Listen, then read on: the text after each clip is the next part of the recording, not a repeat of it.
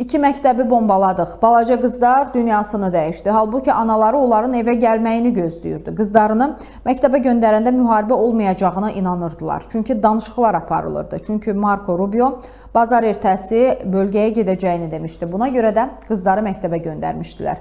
Ancaq biz oranı bombaladıq. Başqa bir məktəbi də bombaladıq. Bunu ABŞ-nin Dəniz Piyadaları Korpusunun keçmiş kəşfiyyat zabiti və Birləşmiş Millətlər Təşkilatının İraqdakı sabiq silah müfəttişi Scott Ritter deyib. O, ABŞ İsrailin İrana qarşı birgə əməliyyatlarında məktəblilərin bilərəkdən vurulduğunu iddia edib. İndi onlar dağıntılar altındadır. Sağ qalmayacaq qızları xilas eləməyə çalışırlar. Müharibənin dəhşəti bunlardır. Bu şeylər ömrü boyu insanı izləyir. İki qız məktəbini bombalamağa səbəb nə ola bilər?